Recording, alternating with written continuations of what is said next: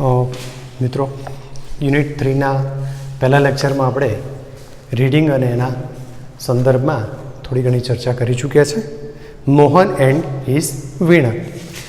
આ સંદર્ભમાં કેટલાક અગત્યના પોઈન્ટ્સને પણ આપણે નોટ કરતા જઈએ અને ફરી એકવાર એનું જનરલ રીડિંગ કરતા જઈએ છીએ અને સાથે સાથે કઈ બાબતો પાઠમાંથી આપણને જાણવા મળશે એ વસ્તુને પણ સમજીએ છીએ. આપણે પહેલાં જ કહી ચૂક્યા હતા આપણે મોહન વોઝ બોર્ન ના પોઈન્ટ્સ ટુ રિમેમ્બરમાં આપણે આવી વસ્તુઓ લઈ શકીએ છીએ.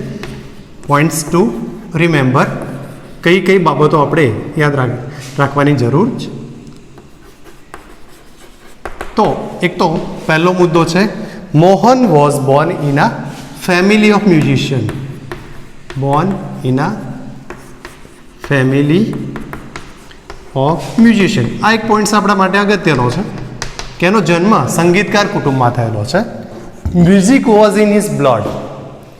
હી ગ્રુ up with the family of musician. Music એના બ્લડમાં છે અને એનો ઉછેર સંગીતકારોની વચ્ચે થયેલો છે. He was initially trained. એમનું જે પ્રારંભિક શિક્ષણ છે, તાલીમ છે, he was initial trained in vocal music. એમનું પ્રારંભિક શિક્ષણ લર્નિંગ એ વોકલ મ્યુઝિક થયું છે. And he tried his hand on વોયલિન.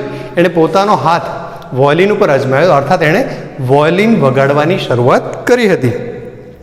Van he was about 10 years. Points આપણે રિમેમ્બર કર્યા છે. જ્યારે when he was 10 years old he started liking sitar. એ જ્યારે 10 વર્ષની ઉંમરના થયા ત્યારે એમને સિતાર ગમવા માંડી. And he spend 3 years four it. અને એમણે એમના જીવનમાં 3 વર્ષ જેટલો સમય આ સિતારના શીખવામાં, સિતાર વગાડવાના પ્રયાસમાં પસાર કર્યો. એટલે કે એમનો જન્મ મ્યુઝિશિયન કુટુંબમાં થયો છે, મ્યુઝિક એમના બ્લડમાં છે અને શરૂઆતના તબક્કે એમને વોકલ મ્યુઝિક શીખવવામાં આવ્યું હતું. અને એમણે સ્ટાર્ટિંગમાં પોતાનો હાથ વોયલિન ઉપર અજમાવ્યો હતો અને જ્યારે 10 વર્ષની ઉંમરના થયા તો એ સિતાર તરફ વળ્યા, અર્થાત એ સિતાર શીખવાની એમણે શરૂઆત કરી હતી. Van a German lady came to his house. જ્યારે એક જર્મન લેડી એમના ઘરે આવી to learn music from his father, a guitar entered in his life. એક જર્મન લેડી જ્યારે એમના ઘરે સંગીત શીખવા માટે આવી એમના પિતાની પાસે, તો એ વખતે આ જર્મન લેડીની સાથે એક જર્મન વાદ જે ગિટાર નામનું હતું એનો મોહનના જીવનમાં પ્રવેશ થયો. When Mohan see it he decided to make it playful for him. જ્યારે એમણે આ ગિટાર જોઈ એમણે નક્કી કરી લીધું કે આ વાદ્ય હું વગાડીશ, અર્થાત આ વાદ્ય જ મારા જીવનમાં હવે અસ્તિત્વમાં રહેવું જોઈએ.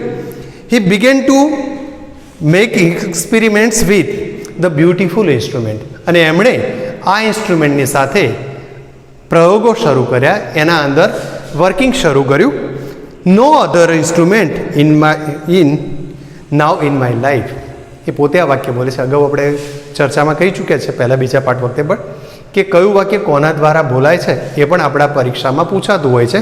તો no other instrument now in my life, આ સેન્ટેન્સ મોહન દ્વારા બોલવામાં આવી રહેલું છે. આ સ્વગતોક્તિ છે, એને સાંભળનાર કોઈ નથી.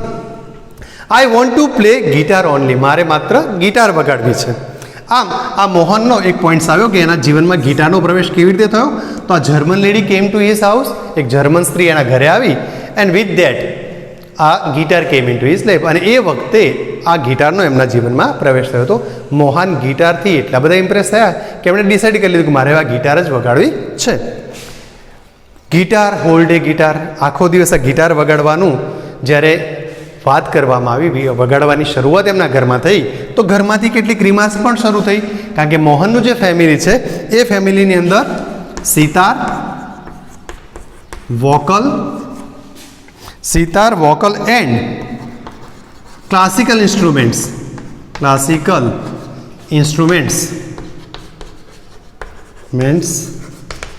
વગાડવામાં આવી રહ્યા છે અથવા તો પ્રેક્ટિસ કરવામાં. મોહનનું ફેમિલી એવુંના સંદર્ભમાં એવું કહેવાય છે, our is a family where sitar, vocal and classical instruments are practice. આપણું એવું કુટુંબ છે, મોહનના ઘરમાંથી રિમાર્ક મળે છે કે આપણું કુટુંબ એ પ્રકારનું કુટુંબ છે કે જેની અંદર સિતાર, કંઠ્ય એટલે કે વોકલ અને ક્લાસિકલ ઇન્સ્ટ્રુમેન્ટ સંગીતના જે આપણા શાસ્ત્રીય વાદ્યો છે એ વગાડવામાં આવે છે. ગિટાર આપણા કુટુંબનું, આપણા ઘરનું આ સાધન નથી, આપણા ઘરાણાનું આ સાધન નથી.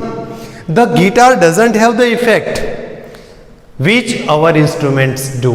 આપણા જે સાધનો છે, આપણા જે વાદ્યો છે, એમાં જે પ્રકારની અસર જોવા મળે છે એવી ગિટારમાં જોવા મળતી નથી. આ પ્રકારની રિમાર્ક્સ એના ઘરમાંથી શરૂ થઈ હતી.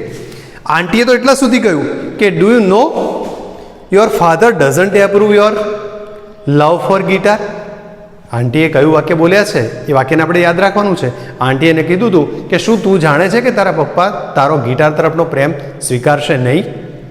પણ at that time a mother came in to his help. એ વખતે એમના મમ્મી એના સપોર્ટમાં આવે છે and she declare that let him follow his.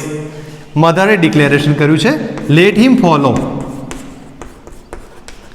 His heart desire. Heart desire એને એના પોતાના મનની જે અભિવ્યક્તિ કરવી છે એને કરવા દો, એટલે કે એને પોતાની વસ્તુ ચોઈસ કરવા દો. આવું ડિક્લેરેશન મધર તરફથી મળ્યું છે. એટલે કે લેટ હિમ ફોલો વાળું વાક્ય કોના દ્વારા બોલાવ્યું છે? તો આ સેન્ટેન્સ મધર દ્વારા બોલાવેલું છે. અને સાંભળનારમાં જોવા જઈએ તો આંટી પણ ગણાય એના સાંભળનાર, અને મોહન પોતે પણ અહીંયા સાંભળી રહ્યો છે. ફાધર પહેલાં આ વસ્તુ નથી સ્વીકારવાની એવું આંટીના વાક્યમાંથી આપણને જાણવા મળ્યું હતું. તો અહીંયા મધરનું જ્યારે આ ડિક્લેરેશન મળ્યું, મધરનો જ્યારે સપોર્ટ મળ્યો, તો ફાધરે પણ એ પછી એને સપોર્ટ કરવાની શરૂઆત કરી દીધી. અને પરિણામે મધર ફાધરનો સપોર્ટ મળવાના કારણે Mohan he was ઓવરજોઈડ and decided to modify this western instrument. આ જે વેસ્ટર્ન ઇન્સ્ટ્રુમેન્ટ છે, પાશ્ચાત્ય જે સાધન છે, સંગીતનું વાદ્ય છે, એને સુધારવાનું, એમાં સમારકામ કરવાનું એમણે શરૂઆત કરી અને એના ટ્યુન બદલવાની એમણે શરૂઆત કરી. He tried to make it suitable for playing pure Indian classical music. Pure Indian classical music, ભારતનું શુદ્ધ ભારતીય શાસ્ત્રીય સંગીત વાદ્ય જે છે એ પ્રકારનું બનાવવાના એમણે પ્રયાસ શરૂ કરી દીધા. Once there was a family gathering in his family. એક વખતે એમના કુટુંબની અંદર ફેમિલી ગેધરિંગ હતું. His brothers, nephews and all were there. They were performing artists. આ એક વખતે એમના ઘરમાં જ્યારે મેળાવડો થયો તો એમના બ્રધર, સિસ્ટર, નેવ્યુઝ આ બધા ત્યાં હાજર હતા અને બધા જ પરફોર્મિંગ આર્ટિસ્ટ હતા, એટલે કે જાહેરમાં પ્રોગ્રામ કરનારા વ્યક્તિઓ હતા. They played on their music instrument. એમણે એમની પાસે જે વાદ્ય હતા એ વાદ્ય પ્રમાણે વગાડ્યું. And they were all appreciated. They were all appreciated. એના જે બ્રધર, સિસ્ટર, નેવ્યુઝ વગેરે છે એમણે પોતાના વાદ્ય વગાડ્યા, તો એ વાદ્યના અંતે એમના પરફોર્મન્સને અંતે ઓલ વેર એપ્રિશિએટેડ, એ બધાના વખાણ કરવામાં આવ્યા. Mohan too wished to play.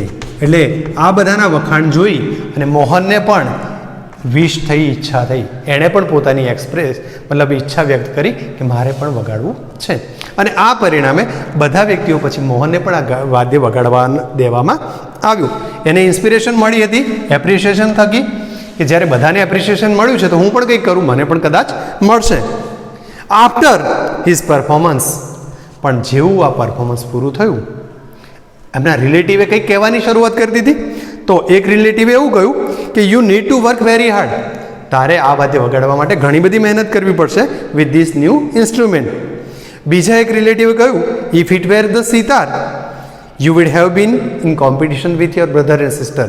જો આ ગિટારના બદલે તારી પાસે સિતાર હોત ને તો તું તારા ભાઈ બહેનોની સાથે હરીફાઈમાં ટકી શક્યો હોત, એટલે કે યુ હેવ ઇન કોમ્પિટિશન, તું એમની કોમ્પિટિશનમાં રહ્યો હોત.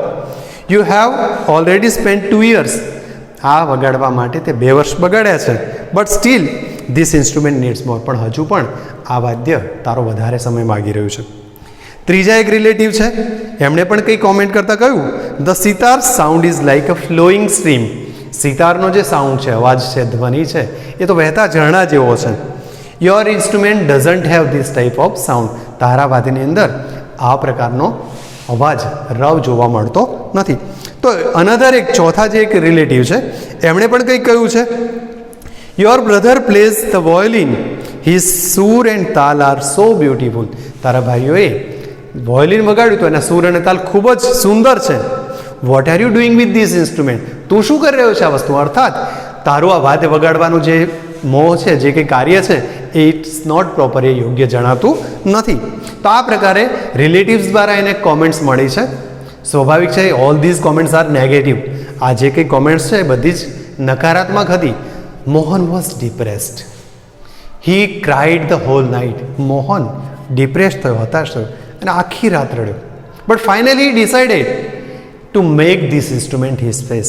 પણ પછી તો એણે નક્કી કરી લીધું કે હવે મારે આ જ વાદ્ય સાથે આગળ વધવું છે અને આ જ વાદ્યને મારો ફેસ બનાવીશ, અર્થાત મારી ઓળખ બનાવીશ. But from my the heart I am made for guitar. Mohan આ વાક્ય બોલી રહ્યો છે કે હાર્ટથી જોઉં, હૃદયથી જોઉં તો હું માત્ર ને માત્ર ગિટાર માટે બનેલો છું. There is no instrument for me but the guitar. મારા માટે હવે કોઈ વાદ્ય અગત્યનું નથી, માત્ર ગિટાર મારા માટે અગત્યની છે. અને આ રીતે એણે નક્કી કરી લીધું કે ગિટાર દ્વારા જ હું મારી ઓળખ ઊભી કરીશ. એટલે એણે જ્યારે આ બનાવ બન્યો ત્યારે વેન હી વોઝ 16 યર્સ, એની ઉંમર એ વખતે 16 વર્ષની હતી ત્યારે આ બનાવ બન્યો હતો. અને એણે પોતાનો જે ડિપ્રેશન કરી શકે એવી બધી જે એક રિમાર્ક્સ હતી એને બાજુમાં મૂકી અને પોતાની પ્રેક્ટિસને ડબલ કરી નાખી. He made double riyaz and he works for 10 hours in a day. અને લગભગ 10 કલાક સુધી એની પ્રેક્ટિસ કરવા લાગ્યો. He also studied the aspects of the guitar. એમણે આ ગિટારના જે આસ્પેક્ટ્સ છે, એના જે કંઈ ફીચર્સ છે એને પણ શીખવાની શરૂઆત કરી અને decided to incorporate the speciality, technique and sound of every instrument into it. અને પછી જે બીજા કંઈ વાદ્ય સંગીતના સાધનો છે એની અંદર જે કંઈ ખાસિયતો હોય, વિશેષતાઓ હોય, નિર્માણની જે ટેકનિક્સ હોય, આ બધી જ વસ્તુઓને એણે ગિટારની અંદર સંમિલિત કરવાનો પ્રયાસ કર્યો.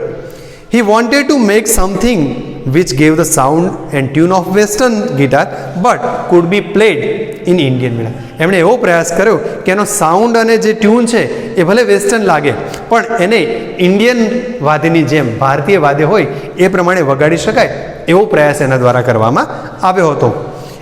અને છેલ્લે કહે છે, not only the sound of my instrument produce is important. વાદ્ય જે બનાવ્યું છે એનો સાઉન્ડ એટલો અગત્ય નથી, but it must be also express my vision. પણ આની અંદર મારું જે હાર્દ છે, મારો જે પ્રયાસ છે, મારી જે કંઈ દ્રષ્ટિ છે એ પણ એમાંથી દેખાવી જોઈએ, જણાવવી જોઈએ, સંભળાવવી જોઈએ. વોટ આઈ સે I want to say is through this instrument, he said to himself, and finally with untiring efforts, untiring, tiring મતલબ થાકેલા, untiring થાક્યા વગરના પ્રયત્નો સાથે એમણે એક નવી ગિટાર ઊભી કરી અને એના દ્વારા વન્ડરફુલ ટ્યુન, સૂર, સાઉન્ડ વગેરે પ્રોડ્યુસ કર્યું. અને આ વાદ્યને મોહનની વીણા તરીકે ઓળખવામાં આવે છે. It is known as Mohan Veena. He got Grammy awards for this instrument. આ પ્રમાણેના પોઈન્ટ સાથેની આપણી કેટલીક વાતો આ યુનિટમાં આપેલી છે. હવે આ પાઠના એક્સરસાઇઝ સેક્શનમાં આપણે થોડાક આગળ વધવાનો પ્રયાસ કરીએ છીએ. અગાઉ આપણે ચર્ચામાં પોઈન્ટ્સ લઈ ચૂક્યા છે અને આ સાથે કેટલાક પોઈન્ટ્સ એ વખતે પણ ચર્ચામાં લીધેલા છે. તો એક્સરસાઇઝ સેશન શરૂ કરીએ પહેલાં આપણા માટે એક સૂચના છે કે આપ પણ આપણી એક્સરસાઇઝનું પેજ નંબર ખોલી રાખશો. પેજ નંબર 28, 29 વગેરે પેજથી આપણી એક્સરસાઇઝ આવેલી છે. અને એક્સરસાઇઝ સ્વાધ્યાયની નોટમાં લખો એ પહેલાં ગ્લોસરીના વર્ડ્સ આપણે બોર્ડ ઉપર લખ્યા હતા કેટલાક, અને એ સિવાય અહીંયા જે કંઈ આપેલા હોય એ શબ્દો પણ તમારે નોટમાં લખવાના છે. જોઈએ આપણે વોકેબ 1ની શરૂઆત કરી રહ્યા છે કે વોકેબ 1માં આપણને શું આપ્યું છે. પોઈન્ટ્સ તો આપણે જે યાદ કરી લીધા છે. મોહને જે સ્ટાર્ટિંગમાં શરૂઆત થઈ મ્યુઝિકની, એની મ્યુઝિક સંગીત યાત્રા જોઈ, એને મળેલી રિમાર્ક્સ પણ જોઈ છે, અને ફાઇનલી એણે જે સફળતા પ્રાપ્ત કરી છે એ સફળતા આપણને એક બોધ તો આપે જ છે કે અથાગ પરિશ્રમનો કોઈ અંત નથી. અથાગ પરિશ્રમના અંતે સફળતા તો આપણને મળતી જ હોય, અને એ સફળતા મોહને મેળવી છે. આપણને અહીંયા એક્સરસાઇઝની સૂચના આપી છે, make meaningful pairs of words or phrases from X and Y and write a sentence using X and Y in your context. તમારે એક્સ અને વાય નામના જે બે ટેબલ્સ આપેલા છે, આ બે ટેબલ્સમાં આપેલા જે વર્ડ્સ છે એની યોગ્ય પેર કરવાની છે, અને પેરના આધારે તમારે સેન્ટેન્સ બનાવવાનું છે, એક વાક્ય બનાવવાનું છે.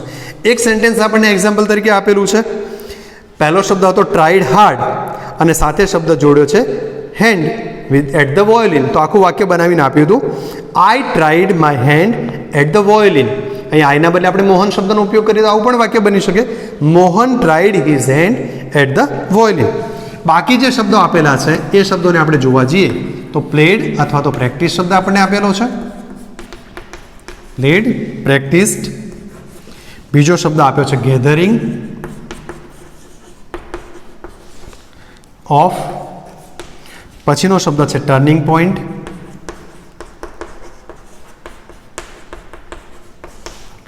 શેપેડ અને એક્સપ્રેસ્ડ. આ પ્રમાણેના વર્ડ્સ આપણને આપેલા છે. આપણે બધા જ વાક્યોના સેન્ટેન્સ પ્રયોગને એવું તો નથી કર્યા. આપે પણ થોડીક ડિક્શનરી વગેરેની મદદ લઈ અથવા તો ન સમજાય ત્યાં આપણા ગ્રુપમાં પ્રશ્ન પૂછી અને પણ આની એક્સરસાઇઝ આગળ વધારી શકાય એમ છે. તો અહીંયા આપેલા શબ્દોમાંથી આપણે જોઈએ તો સૌથી સહેલો શબ્દ આપણને ગેધરિંગ વાળો મળે છે. સામે પક્ષે આપણને વિઝન, લાઈફ આવા બધા શબ્દો આપ્યા. તો ગેધરિંગ કોનું હતું? તો આપણે અહીંયા લખી શકીએ કે ફેમિલી મેમ્બર્સનું. Family members. આ એક શબ્દ આપણે જોડી લીધો છે. ટર્નિંગ પોઈન્ટ કઈ બાબતમાં હોય તો સામેથી આપણે લાઈફ શબ્દ જે આપ્યો છે એને અહીંયા સેટ કરીએ. શેપેડમાં અને એક્સપ્રેસમાં જોઈએ. પહેલાં પ્લેડ છે તો આપણને ગિટાર શબ્દ આપેલો છે. ગિટારને આપણે સામેથી સિલેક્ટ કરીએ છીએ. પછીના શબ્દમાં છે શેપેડમાં ધ બિલીફ અને છેલ્લો એક છે એક્સપ્રેસમાં હિઝ વિઝન. તો આ પ્રમાણે તમારે એની પેર બનાવવાની છે. પેર બનાવવાની એટલું ઇનફ નથી, તમારે એનું સેન્ટેન્સ પણ બનાવવાનું છે. ને એક સેન્ટેન્સ આપણે એક્ઝામ્પલ તરીકે આપ્યું હતું. આપણે બીજું વાક્ય આવું કરી શકીએ, મોહન પ્લેડ. તમે તમારું નામ પણ લખી શકો છો. Played or practice guitar every day in the evening. Mohan દરરોજ સાંજે ગિટારની પ્રેક્ટિસ કરે છે. મોહનના બદલે તમે તમારું નામ પણ લઈ શકો. There was a gathering of family members at my house last week. મારા ઘરે ગયા અઠવાડિયે ફેમિલી મેમ્બર્સનું ગેધરિંગ હતું. તમે તમારા ઘરે પણ કરી શકો. ફ્રેન્ડના અથવા તો મોહનના સંદર્ભમાં પણ આપણે લખી શકીએ there was a family members gathering at Mohan's house. મોહનના ઘરે ફેમિલી મેમ્બર્સનું ગેધરિંગ હતું. The remarks of relatives was the turning point of Mohan's life. અથવા તો the last ball of the match when Dhoni was out was the turning point of the match. આ પ્રમાણે તમે અહીં આપણે જે મેચની વાત કરીએ આપણે લાઈફની વાત કરવાની છે. તો turning point of the life એવા વાક્યો બનાવી શકશો. Shaped the belief, express is vision. તો એક્સપ્રેસ ઇઝ વિઝનનું એકાદ વાક્ય બનાવીએ તો the prime minister of India express is vision for digital India. આવા વાક્યો તમારે બનાવી અને V1 નામની એક્સરસાઇઝ પૂરી કરવાની છે. V2 એક્સરસાઇઝમાં આપણને ઈમેલ રાઇટિંગ આપેલું છે. ધોરણ 9 અને 10ની પરીક્ષામાં આપણે ઈમેલ રાઇટિંગ યા તો રિપોર્ટ રાઇટિંગ કરવાનું આવતું હોય છે. ઈમેલ રાઇટિંગ વિશે આપણે શીખીએ પહેલાં અહીંયા જે સ્વાધ્યાયમાં આપેલું છે એના સંદર્ભમાં જોઈએ તો આપણે કેટલી વસ્તુઓ લેવાની છે. તો કોઈ પણ ઈમેલની શરૂઆત કરીએ ત્યારે ટુ, CC, BCC, સબ્જેક્ટ આવા કેટલાક પોઈન્ટ્સ આપેલા હોય છે. હવે ટુ એટલે શું, CC BCCના સંદર્ભમાં શું છે અને સબ્જેક્ટ એટલે શું એની ચર્ચા કરીએ.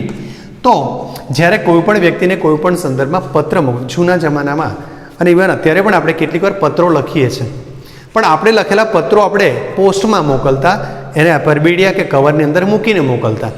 હવે ઇલેક્ટ્રોનિક મેલ, આપણું જે શબ્દ છે ઈમેલ મતલબ ઇલેક્ટ્રોનિક મેલ, વિજાણુ યંત્ર, આપણે જે મોબાઈલ વગેરે અથવા તો કોમ્પ્યુટરના લેપટોપના ઉપયોગથી આપણે તાત્કાલિક અને વિધિના મિનિટ ઓર સેકન્ડ આપણે જે સંદેશા મોકલી શકીએ છીએ એને આપણે ઈમેલ રાઇટિંગ તરીકે.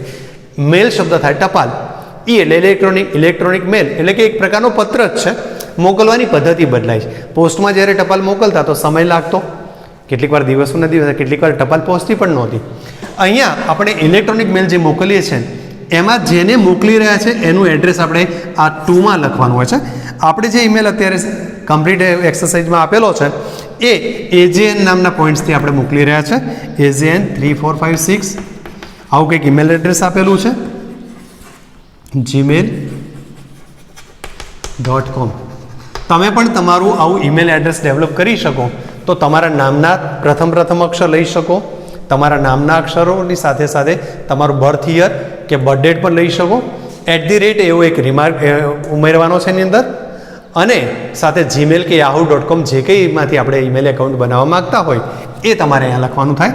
CC અને BCCમાં તમે આ ઈમેલ આ વ્યક્તિને તો મોકલી જ રહ્યા છો પણ એ ઈમેલ જે મોકલી રહ્યા છો, જે મેસેજ મોકલી રહ્યા છો એની અધર કોપીઝ કોને ફોરવર્ડ કરી રહ્યા છો એના સંદર્ભમાં આ વસ્તુ આપવાની હોય છે કે ઘણીવાર એવું બને કે કોઈ વ્યક્તિ એમ કે ભાઈ મને ઈમેલ નથી મળ્યો અથવા તો ઈમેલ મળ્યાની સાબિતી આપવી હોય તો આપણે ફોરવર્ડ કોપી જો આ બંને જગ્યાએ પણ કરેલી હોય તો આપણને ત્યાંથી પણ રેફરન્સ મળે કે ભાઈ હા આ પ્રકારની ટપાલ ત્યાં ગઈ છે. સબ્જેક્ટમાં તમે જે વિષયના સંદર્ભમાં ઈમેલ લખી રહ્યા છો, ઈમેલ આપણે જ્યારે શીખશું ત્યારે રજાના સંદર્ભમાં ઈમેલ મોકલવાનું, હોસ્ટેલ ફેસિલિટીઝના સંદર્ભમાં અને અન્ય ઘણી બધા સેલિબ્રેશન સંદર્ભમાં પણ આપણે ઈમેલ શીખવાના છે. પ્રસ્તુત ઈમેલ એટલે કે આપણા પાઠનો જે અત્યારનો ઈમેલ છે એનો સબ્જેક્ટ આપ્યો છે આપણને એટેન્ડિંગ અ મ્યુઝિક કન્સર્ટ. આ આપણને ઈમેલ અહીંયા આપેલો છે. હવે આ ઈમેલના સંદર્ભમાં આપણે જે હાય અંજના લખી અને પછી જે પેરેગ્રાફ્સ આપ્યો છે, ફિલ ઇન ધ ગેપ્સ વચ્ચે આપેલી છે, બ્લેન્ક્સ આપેલી છે, તો એ બ્લેન્ક્સમાં આપણે ઉપરના ભાગમાં એટલે કે આપણી ઇન્સ્ટ્રક્શનના નીચે વર્ડ્સ આપેલા હતા ડિટરમિન્ડ, ઇન્સ્ટ્રુમેન્ટ, મ્યુઝિકલ, મેલોડિયસ અને પરફોર્મન્સીસ. આ શબ્દોના આધારે આપણે ખાલી જગ્યાનો પૂરવાનો પ્રયાસ કરીએ છીએ. જોઈએ તો આપણે રીડિંગમાં શું કહે છે? I went to a great concert last night. અહીંયા કન્સર્ટ શબ્દ આપ્યો છે last night. I went to a great, ઉપરના જે શબ્દો છે એમાંથી આપણે મ્યુઝિકલ શબ્દ સ્વીકારી લઈશું. Musical concert last night. ગઈકાલે હું એક મ્યુઝિકલ કન્સર્ટમાં ગયો હતો. આઈ એન્જોયડ ધ ખાલી જગ્યા ઓફ ઓલ ધ આર્ટિસ્ટ. સ્વાભાવિક છે કે આર્ટિસ્ટ હોય તો પરફોર્મન્સ હોય, તો અહીંયા આપણે શબ્દ લઈશું performances of all the artist. Especially મોહનનું વિશેષ કરીને માણ્યું હતું. He played on his veena ઉપર એણે કેવી રીતે વગાડ્યું તો વન્ડરફુલી અથવા તો મેલોડિયસલી. આપણને એ શબ્દ મેલોડિયસલી આપેલો છે તો આપણે આ ખાલી જગ્યામાં મેલોડિયસલી શબ્દ લઈશું. He played on melodiously. I was very much impressed by his style, so I determined અથવા તો I decided to learn an instrument to play in future as I am interested in music. મને સંગીતમાં રસ છે એટલે મેં નક્કી કરી લીધું, આઈ વેન ડિટરમિન્ડ, નિશ્ચય કરી લીધો છે કે હું આ વસ્તુ વગાડતા શીખીશ. આ પદ્ધતિએ તમારે આ એક્સરસાઇઝ એટલે કે V2 પૂરી કરવાની છે. હવે V3 એક્સરસાઇઝના વિશે વિચારીએ છીએ આપણે. પેજ નંબર 29 ઉપર જઈ રહ્યા છે આપણે. તમને એક વર્ડ્સની સાથે 4 ઓપ્શન્સ આપેલા છે. પરીક્ષાની અંદર 2 માર્કની અંદર આ વસ્તુ પૂછાતી હોય છે કે find out the nearest meaning. આપણે બધા જ પોઈન્ટ્સ નથી લેવાના, પણ 3 પોઈન્ટ્સને જોઈએ. બાકીના પોઈન્ટ્સ માટે તમારે ડિક્શનરીની મદદ, આપણા પાઠ્યપુસ્તકની મદદ અને જરૂર પડે આપણે લર્નિંગની જે સિસ્ટમ છે મોબાઈલ સ્માર્ટફોનના ઉપયોગ સાથે કરીએ તો ગૂગલ ફોર્મ પણ આપણી પાસે આવેલ, તો ગૂગલનો ઉપયોગ કરીને પણ તમે આ વસ્તુને શીખી શકો છો. મેડમ છતાંય ન મળે તો તમે યુ કેન આસ્ક મી, તમે મને પણ પૂછી શકો છો. જોઈએ આપણને શબ્દ આપ્યો છે ઇનકોર્પોરેટ. બીજો એક શબ્દ છે આસ્પેક્ટ. ત્રીજો શબ્દ છે ડિપ્રેસ્ડ. એકાદ શબ્દને વધુ જોઈએ તો એપ્રૂવ. સામે પક્ષે આપણને 4 વર્ડ્સ આપેલા છે. Include, associate, cooperate, coordinate. અહીંયા આપણો જે ઇન્કોર્પોરેટ શબ્દ છે એનો મતલબ થાય છે અંદર સમાવેશ કરી દેવું, ભેળવી દેવું. ઇન્ક્લુડનો અર્થ થાય સમાવેશ કરવો, એસોસિએટ મતલબ સાથ સહકાર આપવો, કોઓપરેટ કરવું એ પણ સાથ સહકાર આપવાના અર્થમાં છે, અને કોઓર્ડિનેટર સહસંચાલન કરવું. અહીંયા આપણને ઇનકોર્પોરેટની સાથે શબ્દ મળી જશે ઇન્ક્લુડ. આપણે ઇન્ક્લુડવાળો ઓપ્શન સિલેક્ટ કરવાનો છે. આસ્પેક્ટ મતલબ પાસા. તમને આપેલા ઓપ્શન્સમાં ફ્રેમ, બોર્ડર કરવી, માળખું બનાવવું, સાઈડ બાજુમાં, ઇન્સ્પેક્ટ જોવું, નિરીક્ષણ કરવું, અને ફ્યુચર એટલે એના પાસા. તો અહીંયા આપણને ફીચરવાળો શબ્દ અહીંયા મળવાનો છે. ડિપ્રેસ્ડ હતાશ થવું, નિરાશ થવું. ઇન્કરેજ નાહિંમત કરવું. એક્સપ્રેસ જાહેર કરવું. રિજેક્ટેડ ના મનાઈ એટલે કે મનાઈ કરી દેવી. ચોથો શબ્દ આપ્યો છે સેડ. તો અહીંયા ચોથો શબ્દ સેડ એટલે કે દુઃખી થવું શબ્દનો ઉપયોગ કરી શકીએ એમ છે. પછીની એક એક્સરસાઇઝમાં ચોથો જે શબ્દ આપ્યો હતો એપ્રૂવ. એપ્રૂવની સાથે આપણને એપ્રિશિએટ, લાઇક, પ્રૂવ અને અપિયર શબ્દો આપ્યા છે. અપિયર શબ્દનો અર્થ થાય જાહેરમાં આવવું મતલબ પ્રગટ થવું, પ્રૂવ સાબિત કરવું, લાઇક ગમવું, એપ્રિશિએટ પ્રશંસા થવી, વખાણ થવા, સહમતિ મળવી. તો એપ્રુવની સાથે આપણે એપ્રિશિએટ શબ્દનો પ્રયોગ કરવાનો છે. આ રીતે તમારે V3 એક્સરસાઇઝ કરવાની છે. કોમ્પ્રિહેન્શન વિભાગની હવે શરૂઆત કરીએ છીએ. તો આપણે પાઠનું રીડિંગ સારી રીતે કરી લીધું હશે એવું માનીએ છીએ આપણે, અને પાઠના આધારે વાક્ય સાચું છે કે ખોટું એનો પણ આપણે વિચાર કરી રહ્યા છે. આપણે પહેલું સેન્ટેન્સ આપ્યું છે, Mohan like the guitar van he was 10 years old. Mohan જ્યારે 10 વર્ષનો હતો ત્યારે એને ગિટાર ગમવા લાગી. પાઠમાં આપણે 10 વર્ષની ઉંમરે તો એ સિતાર વગાડી રહ્યો છે, મતલબ આ સેન્ટેન્સ ફોલ્સ છે. આપણે કે ટ્રુ કે ફોલ્સ જ કહેવાનું છે, સુધારવાનું નથી. We have not to correct the sentence. Mohan's father did not approve his love for guitar. મોહનના પિતા એના ગિટાર તરફના પ્રેમને નહીં સ્વીકારે. કાકીના કહેલા વાક્યને ધ્યાનમાં રાખીએ તો આ વાક્ય સાચું છે. કાકી એવું જ પૂછ્યું હતું કે તારા ફાધર છે એ આ વસ્તુને નહીં સ્વીકારે. Mohan's brother sister and nephew were praise in the gathering. જ્યારે ઘરમાં સમાવેશ તો મેળાવડો થયો હતો, બધા ભેગા થયા અને બધાએ પોતપોતાના વાદ્ય વગાડ્યા, તો એ બધાનું પરફોર્મન્સ જે હતું એ પ્રેઝ કરવામાં આવ્યું. વાક્ય સાચું છે. According to one remark sitar has depth of sound. એક રિમાર્કને, એક વ્યક્તિના કહેલા વાક્યને જો આપણે ધ્યાને લઈએ તો સિતારની અંદર ઘણું ઊંડાણ છે. વાક્ય સાચું છે. હા, આપણે પાઠમાં જોયું હતું કે સિતાર હેઝ આ ફ્લોઈંગ સ્ટ્રીમ જેવું સાઉન્ડ છે, વહેતા ઝરણા જેવો છે, એટલે કે એની ઊંડાઈ છે એવું આપણે વાક્યને સ્વીકારીએ છીએ. આ જ સિસ્ટમમાં તમારે બાકીના જે વાક્યો છે એને ટ્રુ છે કે ફોલ્સ એ પાઠના આધારે નક્કી કરવાનું છે. C2 એક્સરસાઇઝમાં આપણને કેટલાક સેન્ટેન્સીસ આપેલા છે, અને એ સેન્ટેન્સીસને વાર્તાના ઘટનાક્રમમાં, ઇવેન્ટ્સના ક્રમમાં તમારે ગોઠવવાના છે.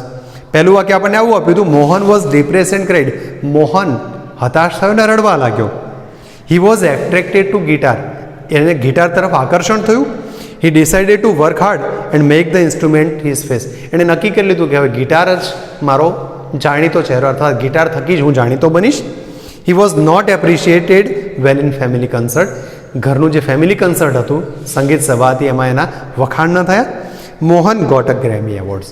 મોહનને ગ્રેમી એવોર્ડ મળ્યો. તો એવોર્ડ મળ્યો વાક્ય તો સૌથી છેલ્લું આવશે, એટલે કે છેલ્લું જ આવવાનું છે, મતલબ એનો ક્રમ નહીં બદલીએ. તો પહેલું વાક્ય કયું હોઈ શકે? તો આપણે જાણીએ છીએ કે પહેલાં તો ગિટાર તરફ એનું આકર્ષણ થવું જોઈએ. તો he was attracted to guitar, આ વાક્યને પ્રથમ ક્રમમાં લેવું પડશે. ગિટાર પછી મોહનના રડવાની વાત કરી છે, પણ રડવાનું ત્યારે આવે કે જ્યારે એને કોઈ નિરાશા મળી હોય. તો એ સંદર્ભમાં જોવા જઈએ તો he was not appreciated well in family કન્સર્ટને આપણે બીજા નંબર પર મૂકવું પડશે. ત્રીજા નંબરમાં એના રડવાવાળું વાક્ય એટલે કે ડિપ્રેસ એન્ડ ક્રાઇડમાં લઈશું. ડિપ્રેસ થયો, ક્રાઇડ કર્યું, પણ છેવટે એને ડિસાઇડ કરી લીધું કે આને જ મારો ચહેરો બનાવીશ, આને થકી જ હું ઓળખાણ મેળવીશ. તો હી decided to work hard and make the instrument his face. એને ચોથા નંબર પર મૂકીએ. છેલ્લું વાક્ય આપણે ઓલરેડી બોલી ચૂક્યા હતા, ગોટ ગ્રેમી એવોર્ડ્સ. તો આ પદ્ધતિથી તમારે વાક્યોને ફરી લખવાના છે, યોગ્ય ક્રમમાં લખી અને એને આગળ એક્સરસાઇઝને ધપાવવાની થશે. C3 એક્સરસાઇઝમાં આપણને કેટલાક સેન્ટેન્સીસ આપ્યા છે. તમારે આ સેન્ટેન્સીસના આધારે પાઠમાં કયું વાક્ય જોડાયેલું છે, અથવા તો પાઠનું કયું વાક્ય, યુનિટનું કયું વાક્ય નિયરેસ્ટ મિનિંગ ધરાવે છે એ તમારે શોધવાનું છે. આપણે એક કે બે વાક્યો માટે પ્રયાસ કરીએ છીએ, બાકીના વાક્યો તમારે પાઠના આધારે શોધવા પણ પ્રયાસ કરવાનો રહેશે. દાખલા કે આપણે પહેલું વાક્ય આપ્યું છે, he accepted guitar as an instrument of his music. તો આ સેન્ટેન્સને આપણે જોવા જઈએ તો આપણા પાઠની અંદર બીજા નંબરના, મતલબ પાઠનું જે આપણું પેજ નંબર 26 છે, જ્યાં આપણી રીડ શરૂ થાય એના સેકન્ડ પેરેગ્રાફની સેકન્ડ લાઇનના છેલ્લા શબ્દથી શરૂઆત કરીએ તો આપણને આવું કંઈક વાક્ય મળશે, no other instrument now in my life. મારા જીવનમાં હવે બીજા કોઈ ઇન્સ્ટ્રુમેન્ટને સ્થાન નથી. આ સેન્ટેન્સ એની સાથે નિયરનો મિનિંગ ધરાવે છે. બીજા એકાદ વાક્યને જોઈએ તો આપણને આવું વાક્ય આપ્યું છે, guitar is an instrument of Indian style doesn't have effect like the other Indian musical instrument. Guitar A Indian ટાઈપનું મ્યુઝિકલ વાદ્ય નથી, એટલે કે એનામાં ભારતીય શાસ્ત્રીય જે વાદ્યો છે એના પ્રમાણેની ઇફેક્ટ જોવા મળતી નથી. તો આ વાક્યને આપણે જોવા જઈશું તો આપણને થર્ડ પેરેગ્રાફની અંદર આ વાક્ય આવું કંઈક આપેલું છે, the guitar doesn't have the effect which our instrument do and moreover it is not of India. આ સેન્ટેન્સમાંથી આપણને નિયરેસ્ટ મિનિંગ થોડોક પ્રાપ્ત થઈ રહ્યો છે. બીજા એકાદ વાક્યને હજુ ચેક કરીએ તો Mohan was inspired to play an instrument because of appreciation got by his brother, sister and nephew. મોહનને ઇન્સ્પાયર્ડ ક્યાંથી મળ્યું? તો એના ભાઈ બહેનો વગેરેને જે એપ્રિશિએશન થયા, પ્રેઝ થઈ, એના કારણે એને આ પ્રેરણા વગાડવા માટેની મળી. તો એ વાક્ય આપણને જે મોહનનું પિક્ચર આપેલું છે ત્યાં નીચેની લાઇનમાં આપણને આવું વાક્ય જોવા મળશે. There was a great appreciation Mohan two express his wish two perform. આ વાક્ય અહીંયા નિયરેસ્ટ મિનિંગમાં જોવા મળે છે. બાકીના જે 2 કે 3 વાક્યો છે એને તમારે રીડમાંથી શોધવાના છે. હવે આપણે C4 એક્સરસાઇઝના સંદર્ભમાં વિચારીએ છીએ. તમને કેટલીક વસ્તુઓ આ રીતે આપેલી છે. એક બાજુ પર્સન આપ્યું છે અને બીજી બાજુ એના દ્વારા જે કંઈ રિમાર્ક્સ વગેરે કંઈક છે, રિએક્શન છે, એના સંદર્ભમાં આપણે આ પાઠને, એટલે કે ટૂંકમાં આ એક્સરસાઇઝ એ આપણા પાઠનો એક જનરલ સાર છે. કસ છે એવું કહીશું તો ચાલશે. રિએક્શન શું મળ્યા છે એના સંદર્ભમાં. તો સૌ પહેલાં તો મોહનના ઘરની અંદર જે શરૂઆત થઈ છે એમાં મોહને જ્યારે ગીટાર વગાડવાની શરૂઆત કરી તો સૌથી પહેલાં તો ઓપોઝ જે જોવા મળ્યો હતો એ મોહન્સ આંટીનો જોવા મળ્યો છે. આંટી પછી મધર પછી રિલેટિવ્સ જે જોવા મળે છે, રિલેટિવ્સ 1 2 3 4, મોહન પોતે. તો આ પ્રમાણેના ક્રમમાં આપણને જુદા જુદા રિએક્શન જોવા મળેલા છે. હવે જો આપણે મોહનના આંટીવાળું રિએક્શન તો આપણને ત્યાં આપેલું જ છે. Do you know your father doesn't approve your love for guitar. આ વાક્ય આપણને આપેલું છે. તો હવે આપણે મોહનના મધરવાળું વાક્ય શું છે? મોહન્સ મધરે કઈ રિમાર્ક આપી હતી? તો મોહનના મમ્મી દ્વારા ડિક્લેરેશન થયું હતું લેટ હિમ ફોલો વાળું. મોહનના મમ્મીએ કહ્યું હતું let him follow his heart desire. એને મનમાં જે ઈચ્છા છે એને જે કરવું છે કરવા દો. તો મોહનના મધર્સની રિમાર્ક મળી છે. હવે જ્યારે મોહને ફેમિલી ગેધરિંગ્સમાં પોતાની ગિટાર વગાડી તો જે હાજર વ્યક્તિઓ છે, જે કોઈ રિલેટિવ્સ છે, એ રિલેટિવ્સે કંઈક કોમેન્ટ આપી હતી, રિમાર્ક્સ આપી હતી. તો આ રિમાર્ક્સ કઈ છે એના વિશે આપણે જોઈએ. તો આપણને સૌ પ્રથમ તો પહેલા રિલેટિવની આપણને પાઠની અંદર 1 2 3 4 આવું રિલેટિવ ક્રમ આપેલો જ નથી. આપણે ક્રમ જાતે બનાવવાનો છે, ડેવલપ કરવાનો છે. તો પહેલા રિલેટિવે શું સૂચના આપી છે એને ઇન્સ્ટ્રક્શન રિમાર્ક આપી છે you need to work very hard with this new instrument. તો પહેલી રિમાર્ક છે તારે સખત મહેનત કરવી પડશે. અનધર રિલેટિવ છે એટલે વન ઓફ ધ રિલેટિવ એટલે કે સેકન્ડ રિલેટિવ કે છે if it were the sitar you would have been in competition with your brother and sister. આ બીજા રિલેટિવની રિમાર્ક છે. ત્રીજા રિલેટિવ રિમાર્કમાં આપણને ત્યાં જ આપ્યું છે the sitar doesn't like the sitar sound is like a flowing stream your instrument doesn't have the depth. સિતારનો જે અવાજ છે વહેતા ઝરણા જેવો તારા વાદ્યની અંદર, તારા ગીટારની અંદર આવી ઊંડાઈ જોવા મળતી નથી. આ ત્રીજા વ્યક્તિની રિમાર્ક છે. યટ અનધર સેડ મતલબ ફોર્થ, ચોથા વ્યક્તિએ કહ્યું હતું યોર બ્રધર પ્લેઝ ધ વોયોલિન. તારો ભાઈ વોયોલિન વગાડે છે. His sur and taal are so beautiful. એના સૂર તાલ ખૂબ જ સુંદર છે. What are you doing with this instrument. તું આ ઇન્સ્ટ્રુમેન્ટ સાથે શું કરી રહ્યો છે? તો આ પ્રકારની 4 રિમાર્કો આપણે રિએક્શનના સંદર્ભમાં લખવાની થશે. છેલ્લે મોહનનું જે કંઈ સંદર્ભ છે તો બધાના અંતે મોહન ડિપ્રેસ થયો હતું આપણે જાણ્યું હતું. અને છેલ્લે એણે શું કર્યું? તો આઈ મેડ ધીસ ઇન્સ્ટ્રુમેન્ટ માય ફેસ. હું મારું આ જ ઇન્સ્ટ્રુમેન્ટને મારી ઓળખ બનાવીશ. આવું જે મોહનનું ડિસાઇડેશન છે તમારે અહીંયા લખવાનું થશે. એટલે કે આ પદ્ધતિએ તમારે C4 નામની એક્સરસાઇઝ કરવાની થાય છે.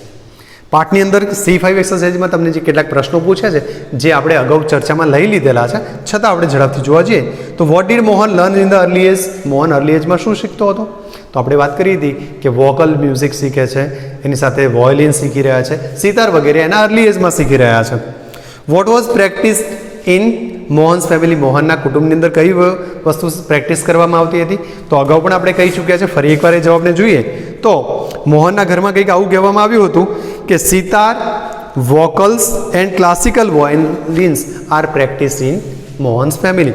આ 3 વસ્તુઓ મોહનના કુટુંબની અંદર વગાડવામાં આવે છે. What do you know about the early learning of Mohan. મોહનનું અર્લી લર્નિંગ વિશે તમે શું જાણો છો? તો આપણે વાત કરી હતી પાઠમાં he was initially trained in vocal music. શરૂઆતમાં એમને વોકલ મ્યુઝિકની તાલીમ મળી હતી and then he tried his hand at the violin. પછી એણે વોયોલિન વગાડવાની શરૂઆત કરી and when he was 10 years old. જ્યારે 10 વર્ષનો થયો હી સ્ટાર્ટેડ લાઇકિંગ સિતાર. તો એણે સિતાર વગાડવાની શરૂઆત કરી હતી. આ પ્રમાણે તમે એનો પણ જવાબ આપી શકો એમ છો. ક્વેશ્ચન નંબર 4માં આપણને લિસ્ટ ઓફ ઇન્સ્ટ્રુમેન્ટ આપ્યું છે. આપણે જે કંઈ વાદ્યોને જોઈએ છે વગાડતા બીજાને, અથવા તો ક્યારેક આપણે પણ વગાડતા હોય તો એનું લિસ્ટ બનાવવાનું છે. નોટ નેસેસરી પાઠના આધારે જ હોય એવું નથી. આપણે જે કોઈ વાદ્યને જાણીએ છીએ એના નામ પણ લખી શકીએ. તો તબલાઝ, હાર્મોનિયમ, ફ્લ્યુટ વગેરે સાધનોના પણ આપણે અહીંયા ઇન્સ્ટ્રુમેન્ટના નામ લખી શકીએ છીએ. Which instrument attracted Mohan? તો આ પાઠ ગિટાર વિશેનો છે. મોટાભાગના વિદ્યાર્થીઓ ભૂલ કરે છે કે વીણા લખી દે છે. વીણા પછી આવશે. એટ્રેક્ટેડ જે વસ્તુ છે એમાં ગિટાર લખવાનું છે આપણે. Vote did Mohan do two gate success after the comments from relatives? Relatives તરફથી જે કમેન્ટ્સ મળી એના પછી મોહને શું કર્યું? તો આપણે પાઠમાં જોયું હતું. હી ડબલ ધ રિયાઝ. એણે પોતાનો રિયાઝ, પોતાની તાલીમ ડબલ કરી નાખી. And work hard four at least 10 hours in a day. અને દિવસમાં લગભગ 10 કલાક જેટલી આની પ્રેક્ટિસ કરવા લાગ્યો હતો. What did Mohan do to invent Mohan veena? Mohan veena શોધવા માટે મોહને શું કર્યું? તો આપણને લાસ્ટ પેરાની અંદર એ વસ્તુ આપેલી છે. જોઈએ આપણે લાસ્ટ પેરામાં શું કહ્યું હતું. આપણે ફરી એકવાર ચર્ચામાં લઈએ છીએ. તો હી ઇનકોર્પોરેટ, સેકન્ડ લાસ્ટ પેરેગ્રાફમાં હતું, he incorporate the speciality, technique and sound of every instrument into the guitar. એણે દરેક ઇન્સ્ટ્રુમેન્ટની જે ખાસિયતો હતી, ટેકનિક્સ નિર્માણની હતી, એ બધી આ ઇન્સ્ટ્રુમેન્ટની અંદર ઇન્કોર્પોરેટ કરવા પ્રયત્ન કર્યો હતો. અને સાથે સાથે he gave sound and tune of western guitar like Indian veena. અને આને સાઉન્ડ અને જે આપ્યો છે એની સાથેનો સાઉન્ડ અને ટ્યુન હતું એ ભલે વેસ્ટર્ન હોય પણ વગાડવાની અંદર, પ્લેઇંગની અંદર એ ઇન્ડિયન વીણા જેવું હોય એવો પ્રયાસ એણે કર્યો હતો. પછીના એક ક્વેશ્ચનમાં આપણને નામ એના મેન્શન કરવાના છે કે એને કયા એચિવમેન્ટ્સ મળેલા છે. Which two great achievements of Mohan are mention in this text? આ ટેક્સ્ટની અંદર મોહનના કયા 2 એચિવમેન્ટ્સની વાત થઈ છે? તો આપણે જાણીએ છીએ કે પહેલું એચિવમેન્ટ એણે હી ઇન્વેન્ટેડ મોહન વીણા, ગિટારમાંથી એણે મોહન વીણા બનાવી છે. અને સેકન્ડ છે કે એને ગ્રેમી એવોર્ડ મળ્યો છે. તો he was the winner of the Grammy award. આ બંને એના એચિવમેન્ટ્સ ગણાશે. હવે આપણને આગળ એક તમારા પર્સનલ વર્ક માટે આપ્યું છે કે સપોઝ તમે પત્રકાર હો અથવા તો તમે એક વિદ્યાર્થી તરીકે આ મોહનનો ઇન્ટરવ્યૂ લેવા જાઓ તો કેવા પ્રશ્નો પૂછી શકો? આપણે જો જનરલી આપણી માતૃભાષામાં જોઈએ તો આપણે પૂછીએ કે તમને આ વીણા બનાવવાની પ્રેરણા કેવી રીતે મળી? તમે કયા આધારે અથવા તો તમારા શોખની વસ્તુ કહી દઈએ, વીણા બનાવવાની શરૂઆત કરી એના પહેલાં તમે શું વગાડતા હતા? બરાબર. આ પછીનો આપણે પ્રશ્ન એવો પડે, શું તમે તમારા બાળકોને આ વસ્તુ શીખવશો? તમે બીજા જે કંઈ આપણા દેશના નાગરિકો છે, યંગસ્ટર છે, એમને પણ આ વસ્તુ વગાડવાની શીખવશો? આના અંતે ફ્યુચરમાં તમે શું કરવા માગો છો? આવા બધા લાઇકલી ક્વેશ્ચન્સ આપણે પૂછી શકીએ. સપોઝ આપણે ઇંગ્લિશમાં જોવા જઈએ તો can you tell us about this instrument? તમે આ ઇન્સ્ટ્રુમેન્ટ વિશે અમને માહિતી આપશો. બીજો એક પ્રશ્ન આવો પણ પૂછી શકીએ, which musical instrument did you play before this? આ ઇન્સ્ટ્રુમેન્ટ પહેલાં તમે કયું ઇન્સ્ટ્રુમેન્ટ વગાડતા હતા? What made you to create this instrument? કઈ બાબતના કારણે તમે આ ઇન્સ્ટ્રુમેન્ટ બનાવવાની શરૂઆત થઈ? Do your children play this instrument? શું તમારા બાળકો આ વસ્તુ વગાડશે? Do you train the youngsters of India for this instrument? તમે શું ભારતીય યુવાનોને આ વસ્તુની તાલીમ આપશો? તો આ પ્રમાણે તમે અલગ અલગ પ્રશ્નો દ્વારા પણ આ માહિતીને મેળવી શકો છો. અર્થાત તમારે આના સંદર્ભમાં પ્રયાસ કરવાનો રહેશે. લેંગ્વેજ પ્રેક્ટિસની અંદર આપણને 2 વસ્તુઓ આપી છે. બહુ જ સરસ વસ્તુઓ આપેલી છે આપણને કે વ્યક્તિ દ્વારા ક્રિયાઓ કરવામાં આવે છે અને એ ક્રિયાઓ કેટલાક મેનર્સની અંદર કરવામાં આવતી હોય છે. એટલે કે વર્બ ફોર્મની સાથે સાથે એને બીજી કેટલીક વસ્તુઓ દ્વારા વિશેષતા આપવામાં આવતી છે. એટલે કે આપણે એડવર્બ તરીકે પણ એને ઓળખી શકીએ કે ક્રિયાના અર્થમાં જ્યારે વધારો થતો હોય તો ક્રિયા વિશેષણો પણ બનતા હોય છે. પાઠમાં આપણને અંડરલાઇન કરીને કેટલાક શબ્દો આપેલા છે. આખો ફકરો આપણે નથી વાંચી રહ્યા. તમે જ્યારે ફ્રી મતલબ તમારે આ ફકરાને વાંચવાનો છે અને અંડરલાઇન કરેલા શબ્દની આગળ જે શબ્દ છે થોડોક એને પણ જોવાનો પ્રયાસ કરવાનો છે.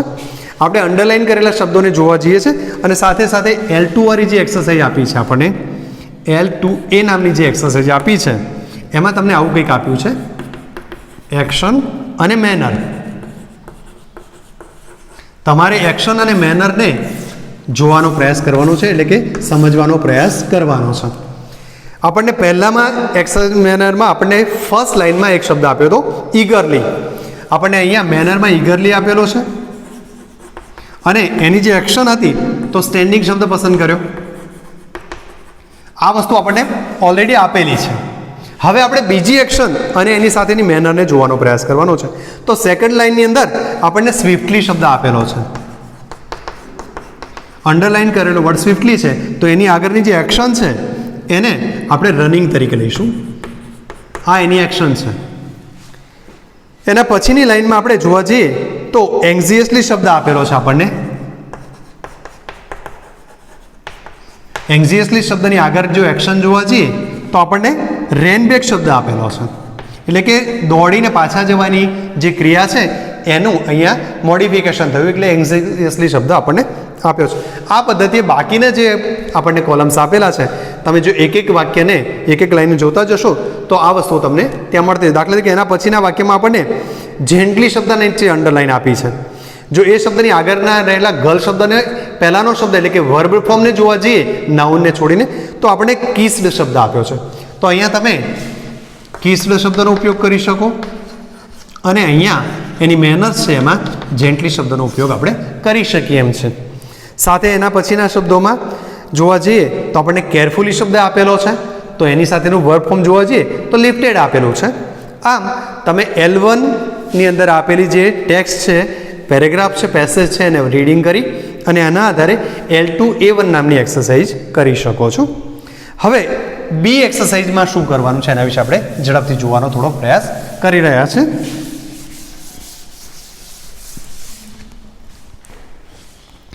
બી એક્સરસાઇઝમાં આપણને ડિસ્ક્રિપ્શન ઓફ મેનર આપેલું છે. ડિસ્ક્રિપ્શન ઓફ મેનર આપેલું છે અને સામી બાજુએ આપણને વર્ડ ફોર મેનર આપેલું છે. વર્ડ ફોર મેનર આપેલું છે. અહીંયા આપણે બધા જ શબ્દોનો ઉલ્લેખ નથી કરી રહ્યા. ડિસ્ક્રિપ્શન ઓફ મેનરમાં દાખલા તરીકે એક શબ્દ આપણને આપેલો છે વિધાઉટ મેકિંગ એની નોઇઝ. વિધાઉટ મેકિંગ એની નોઇઝ. સામે બી સેક્શનમાં એટલે કે એના પછીના સેક્શનમાંથી આપણને આ નોઇઝ રિલેટેડ શબ્દ આપ્યો છે નોઇઝલેસલી. આ શબ્દને આપણે સિલેક્ટ કરવાનો છે. હવે આના આધારે આપણે એ સેન્ટેન્સ બનાવવાનું છે. ફોર્મેટ મતલબ એક સેન્ટેન્સ ફ્રેમ કરવાનું છે. તો આપણે આવું સેન્ટેન્સ ફ્રેમ કરી શકીએ. ધ સ્ટુડન્ટ્સ વેર અથવા તો students are reading in the library without making any noise. બાળકો લાઇબ્રેરીની અંદર સહેજ પણ અવાજ કર્યા વગર વાંચી રહ્યા છે. જો તમે નોઇઝલેસલીનો ઉપયોગ કરો તો વાક્ય આ રીતે બનશે the students are reading noiselessly in the library. બાળકો લાઇબ્રેરીની અંદર નોઇઝલેસલી રીડિંગ કરી રહ્યા છે. બીજા એકાદ શબ્દને જોવા જઈએ તો વિથ અ ગ્રેટ પ્લેઝર શબ્દ આપ્યો છે આપણને. With a great pleasure. આ શબ્દને જો પ્લેઝરને આનંદમાં જોવા જઈએ તો આપણને શબ્દ મળશે હેપીલી. બીજા એક શબ્દમાં જોવા જઈએ તો થર્ડ શબ્દ છે in a serious manner. In a serious manner. અહીંયા સિરિયસ ઉપરથી શબ્દ બનશે આપણી પાસે સિરિયસલી. ફોર્થ શબ્દમાં જોવા જઈએ તો વિથ પ્રાઇડ છે. વિથ પ્રાઇડ આપણને શબ્દ મળશે પ્રાઉડલી. તમારે સેન્ટેન્સ પ્રયોગ તમારી જાતે પણ કરવાનો પ્રયાસ કરવાનો છે. પાઠમાંથી પણ એવા વાક્યો શોધી શકીએ છીએ. With great skill. જો આ શબ્દને જોઈએ તો સ્કિલ ઉપરથી શબ્દ મળશે આપણને સ્કિલફુલી. આમ તમારે આ એક્સરસાઇઝને એના બંધ બેસતા શબ્દની સાથે ગોઠવી અને બંને પ્રકારે સેન્ટેન્સ બનાવવાનો પ્રયાસ કરવાનો છે. L3 એક્સરસાઇઝ આપણને આપેલી છે. એની અંદર આપણને કેટલાક શબ્દો જ આપેલા છે બોક્સની અંદર. બેડલી, સ્માર્ટલી, ડેન્જરસલી, એંગ્રીલી, સિક્રેટલી, કાઇન્ડલી આવા શબ્દો આપેલા છે. દરેકનો મિનિંગ ખબર છે. બેડલી મતલબ ખરાબ રીતે, સ્માર્ટલી ચાલાકીથી હોશિયારીથી, ડેન્જરસલી ભયંકર રીતે ખરાબ રીતે, એંગ્રીલી ગુસ્સાથી, સિક્રેટલી ખાનગી રીતે અને કાઇન્ડલી દયાળુપણાથી અથવા દયાભાવથી. આપણને વાક્ય આપેલા છે એમાંથી એકાદ બે વાક્યોમાં કયા શબ્દો બંધ બેસે છે એને જોવાનો પ્રયાસ કરીએ. When I broke my leg. જ્યારે મારો પગ તૂટ્યો હતો. My friend Rohan offered help to take me to school on his bicycle. મારા દોસ્તારે જ્યારે પગ તૂટ્યો હતો, મારો પગ એક ખામી થઈ, ક્ષતિ થઈ, ફ્રેક્ચર થયું, તો એ વખતે એણે હેલ્પ કરી કયા પ્રકારની હશે? કાઇન્ડલી હશે કે એંગ્રીલી? એંગ્રીલી તો હોય જ નહીં. તો આપણો જવાબ મળે છે કાઇન્ડલી. Kindly offered. એણે મારા તરફ દયા દાખવતા મને ઓફર કરી હતી. We lost the football match by 4-3. I don't think we played. નકારાત્મક છે. 4-3 હારી ગયા, પ્રયાસ તો કર્યો હતો, એટલે I think I do not played અથવા we do not played badly but the opposite team played smartly.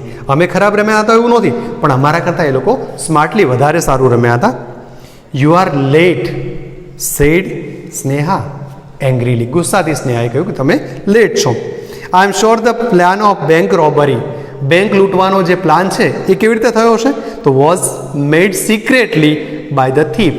અને લાસ્ટ વન છે you drive the car quite dangerously. તમે કારને ખૂબ જ ડેન્જરસલી ચલાવી રહ્યા છો. આ L3 એક્સરસાઇઝ તમારે આ રીતે કરવાની થાય છે. L4 એક્સરસાઇઝમાં આપણને કેટલાક શબ્દો જે આપણે સિમ્પલ પ્રેઝન્ટ ટેન્સ વખતે પણ શીખી ચૂક્યા છે કે ઓલવેઝ, નેવર, યુઝવલી, સમટાઈમ્સ બધાના મિનિંગ શું થાય. તો એકાદ બે સેન્ટેન્સ એના સંદર્ભમાં જોઈએ કે કઈ ક્રિયા તમે કેટલી વાર કરો છો. આ જવાબ જે આન્સર છે મે બી ડિફરન્ટ, આ આન્સર તમારા જુદા હોઈ શકે છે, કારણ કે જવાબ તમારી પદ્ધતિ તમે આપશો ત્યારે તમારો જવાબ મારા કરતાં જુદો હોઈ શકે. What do you do on Sunday? તમે રવિવારે શું કરો છો? Nothing much. I usually sleep until 9. હું 9 વાગ્યા સુધી સૂવું છું. કોઈ વ્યક્તિ એવું કહેશે કે આઈ યુઝવલી ગો ટુ ટેમ્પલ. હું મંદિરે જઉં છું એ દિવસે સવારમાં. આવું પણ આપણે કહી શકીએ કે આખો દિવસ કોઈ જગ્યાએ વિઝિટમાં જઉં છું એવું પણ કહી શકાય. ડુ યુ ગો ટુ બજાર ઓન સન્ડે ઇવનિંગ? શું તમે સન્ડે ઇવનિંગમાં, સેટરડે ઇવનિંગ સોરી, તમે બજાર જાઓ છો? અહીં આપણને જવાબ યસમાં આપ્યો છે, પણ પૂછ્યો છે જે પ્રશ્ન બજાર જવાનો, તો યસમાં જવાબ આપણે નહીં આપીએ, આપણે પહેલો જવાબ આપીશું નોમાં. નો, આઈ ડોન્ટ ગો ટુ બજાર ઇન ધ સેટરડે ઇવનિંગ. પછીના જે જવાબ આપ્યા છે એને લાગુ નહીં પડે, છતાંય જો આપણે શું કરીએ છીએ એવું આપવું હોય ઓપ્શનમાં, તો I often go for playing volleyball or I sometimes go to garden. આ રીતે તમારે L4 એક્સરસાઇઝના જવાબ આપવાના છે. L5 એક્સરસાઇઝમાં તમને બ્રેકેટ્સની અંદર કેટલાક શબ્દો આપેલા છે, ક્વાઇટલી, ઓફન, યુઝવલી. તો આ શબ્દોને શું કરવાનું છે? તો સૂચના આપણને આવી છે. Place the word expressing manner, frequency at the correct place. તમારે કરેક્ટ પ્લેસની અંદર ચોક્કસ જગ્યામાં જે મેનર્સ છે, ફ્રીક્વન્સી મેનર્સ છે એને એડ કરવાનું છે. ધ ન્યૂ બોય, તમને આન્સર આપેલો છે, અહીંયા ડબલ એરોથી જગ્યા આપેલી છે કે આ જગ્યાએ આપણે શબ્દ ઉમેરવાનો છે. The new boy quietly weighted outside the principles office. આ પહેલું વાક્ય છે. તો બીજા વાક્યમાં આપણે જે શબ્દ ઉમેરવાનો છે કરતા પછી તરત જ, એટલે કે આ જગ્યા ઉપર આપણે શબ્દ ઉમેરીશું. We often go to the zoo and. બીજો ઝૂ પછીનો જે શબ્દ છે ત્યાં આપણે યુઝવલી શબ્દ ઉમેરીશું. Usually stay for an hour or 2. Third સેન્ટેન્સની અંદર આપણે Mahesh fell down yesterday. Mahesh ગઈકાલે પડી ગયો હતો. હી ડ્રોવ હિઝ બાઇસિકલ, બ્રેકેટ્સમાં આપણે છે કેરલેસલી, આપણે બ્રેકેટ્સ દૂર કરીએ તો વાક્ય આપણું બની જશે. હી ડ્રોવ હિઝ ન્યૂ બાઇસિકલ કેરલેસલી. એ પોતાની બાઇસિકલને કેરલેસલી, બેફિકરાઈથી ચલાવતો હતો. એવરીવન શુડ, આપેલો બ્રેકેટ્સ વાળો શબ્દ છે ઓલવેઝ. શુડ પછી આપણે ઓલવેઝ ઉમેરીએ તો વાક્ય આવું બનશે. Be kind to animals. And last one, all the students were surprise when he cried. Cried action આપી છે, હવે એનું manners loudly in the class. તો આ પ્રમાણે તમારે L5 સુધીની એક્સરસાઇઝો કરવાની થાય છે. L6ની અંદર તમને એક એક્સરસાઇઝ આપી છે, એક ગેમ તરીકે આપેલી છે. તમને વર્ડ્સ ફોર એક્શન આપ્યા છે, તો આ એક્શનને તમે ING પ્રત્યે લગાડી અને બનાવવાનો ટ્રાય કરો તો રીડ ઉપરથી રીડિંગ, સીટ ઉપરથી સીટિંગ, શાઉટ ઉપરથી શાઉટિંગ, બિહેવ ઉપરથી બિહેવિંગ, આ પ્રમાણેના શબ્દો બનશે. એટલે કે ING સફિક્સ ઉમેરો પાછળ. અને સાથે મેનર્સ આપેલી છે કે મેનર્સમાં આપણે ક્વિકલી, સ્લોલી, એંગ્રીલી, જોયફુલી આવા બધા વર્ડ્સ આપેલા છે, એટલે કે એડવર્બ્સ આપેલા છે આપણને. ટીચરે દ્વારા જે પ્રશ્ન પૂછાયો છે what he or she is doing, આ પ્રશ્ન એકને એક પૂછે છે. તમે આન્સરને જ બદલતા જશો, તો કે વોટ હી ઇઝ ડુઈંગ અથવા વોટ સી ઇઝ ડુઈંગ, તો શી ઇઝ રીડિંગ. રીડિંગ કેવી રીતે કરે છે? ધીરેથી કરે તો સ્લોલી, આનંદથી મજા આવે, શાંતિથી કરે ક્વાઇટલી, મોટેથી કરે છે લાઉડલી. આવા બધા શબ્દો તમે બદલી શકો છો. નવો પ્રશ્નમાં તમે રીડિંગના બદલે સિટિંગમાં આપો, એ બેસે છે. What is she doing? She was sitting. કેવી રીતે બેઠી છે? How is she sitting? કેવી રીતે બેઠી છે? તો she is sitting quietly, she is sitting silently, શાંતિ બેઠે. તો આ પ્રમાણે તમે જુદા જુદા શબ્દ પ્રયોગોના ઉપયોગ કરી અને સેન્ટેન્સ પેટર્ન કરી યોગ્ય વાક્ય બનાવી અને એના આન્સર પણ લઈ શકો છો. તમારી સ્વાધ્યાયની નોટમાં તમારે L6 સુધીની એક્સરસાઇઝો કરવાની છે. L7માં તમને સરસ મજાની કાચબા એટલે કે ટોર્ટાઇઝ અને રેબિટ્સવાળી વાર્તા આપી છે. વાર્તા પણ તમારે લખવાની છે. અને નિબંધની નોટ માટે આપણે અગાઉ પણ કહી ચૂક્યા છે, માય હોબી નિબંધ આપણે તૈયાર કરવાનો છે.